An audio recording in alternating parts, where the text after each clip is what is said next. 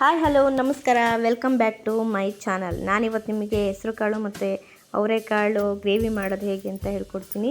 ನೋಡಿರಿ, ನಾನು ಹೆಸರು ಕಾಳನ್ನು ಚೆನ್ನಾಗಿ ಆರಿಸಿ ತೊಳೆದು ನೆನೆಸಿಟ್ಟಿದ್ದೀನಿ.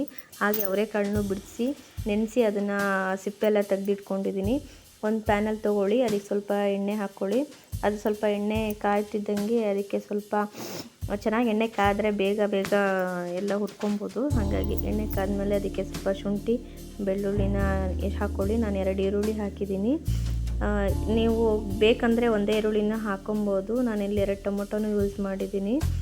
ಶುಂಠಿ ಬೆಳ್ಳುಳ್ಳಿ ಹಾಗೆ ಈರುಳ್ಳಿ ಟೊಮೊಟೊ ಹಣ್ಣು ಹಾಕಿದ್ದೀನಿ. ಚೆನ್ನಾಗಿ ಅದನ್ನು ಮಿಕ್ಸ್ ಮಾಡ್ತಾಯಿದ್ದೀನಿ. ಚೆನ್ನಾಗಿ ಅದು ಕೆಂಪುಗಾಗೋ ತನಕ ಚೆನ್ನಾಗಿ ಅದನ್ನು ಬಾಡಿಸ್ಬೇಕು. ತುಂಬ ಚೆನ್ನಾಗಿ ಬಾಡಿಸಿದ್ರೆ ಅದು ಹಸಿ ಸ್ಮೆಲ್ ಇರಲ್ಲ.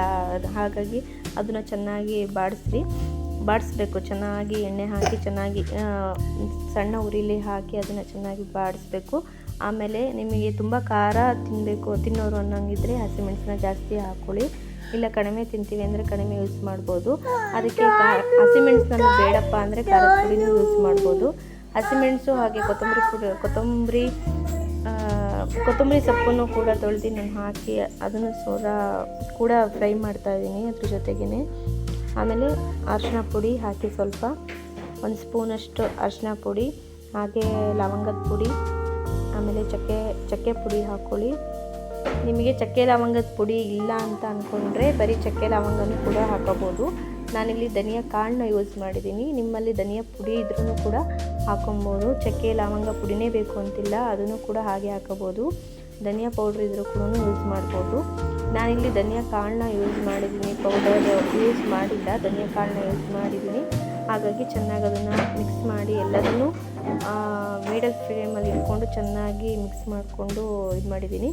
ನಾನಿಲ್ಲಿ ಒಣ ಕೊಬ್ಬರಿನ ಯೂಸ್ ಮಾಡಿದ್ದೀನಿ. ಒಣ ಕೊಬ್ಬರಿನ ಫಸ್ಟು ತರಿಯಾಗಿ ರುಬ್ಕೊಂಡಿದ್ದೀನಿ. ಆಮೇಲೆ ಮಿಕ್ಸ್ ಮಾಡಿದಂತಹ ಮಸಾಲೆ ಪದಾರ್ಥನ ಅದರೊಳಗೆ ಹಾಕಿ ಮತ್ತು ಜಾರಲ್ಲಿ ನಾನು ರುಬ್ಕೊಂಡಿದ್ದೀನಿ. ಆಮೇಲೆ ಒಂದು ಪಾನ್ ಇಟ್ಕೊಂಡು ಅದಕ್ಕೊಂದು ಸ್ವಲ್ಪ ಎಣ್ಣೆ ಹಾಕ್ಕೊಂಡು ಅದಕ್ಕೆ ಸಾಸಿವೆ, ಕರಿಬೇವಿನ ಸೊಪ್ಪು, ಈರುಳ್ಳಿನ ಹಾಕಿ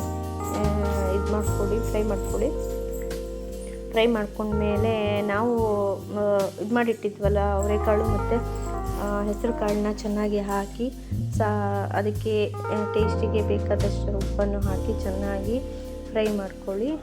ಫ್ರೈ ಮಾಡಿಕೊಂಡು ಒಂದು ಮುಚ್ಚಿಬಿಡಿ. ಅದ್ರ ಪಾಡಿಗೆ ಅದು ಬೇಯ್ತಾ ಇರುತ್ತೆ. ಬೆಂದಾದಮೇಲೆ ನೋಡಿ ಬೆಂದಿದೆಯಾ ಅಂತ ಕಾಳಿನ ತುಂಬೋದು ಬೇಯೋದು ಬೇಡ, ಯಾಕೆಂದರೆ ನೆನೆಸಿಟ್ಟಿರೋದ್ರಿಂದ.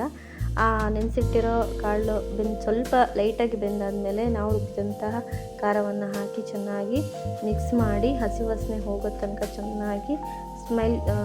ಚೆನ್ನಾಗಿ ಅದನ್ನು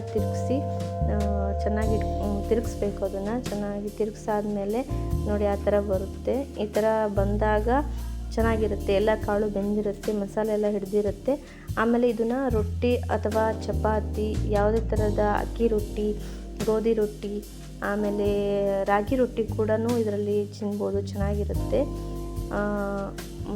ರಾಗಿ ರೊಟ್ಟಿನೂ ಕೂಡ ಇದರಲ್ಲಿ ಟೇಸ್ಟ್ ಮಾಡ್ಬೋದು, ಚಪಾತಿ ಕೂಡ ಟೇಸ್ಟ್ ಮಾಡ್ಬೋದು, ದೋಸೆಗೂ ಟೇಸ್ಟ್ ಮಾಡ್ಬೋದು, ಚೆನ್ನಾಗಿರುತ್ತೆ. ನೀವು ಒಂದು ಸಲ ಟ್ರೈ ಮಾಡಿ. ನಮ್ಮ ಮನೇಲಿ ಎಲ್ಲರಿಗೂ ಇಷ್ಟ ಆಯಿತು. Thank you. ನನ್ನ ವಿಡಿಯೋ ಇಷ್ಟ ಆಗಿದ್ದರೆ ಸಬ್ಸ್ಕ್ರೈಬ್ ಮಾಡಿ, ಲೈಕ್ ಮಾಡಿ, ಶೇರ್ ಮಾಡಿ. Thank you.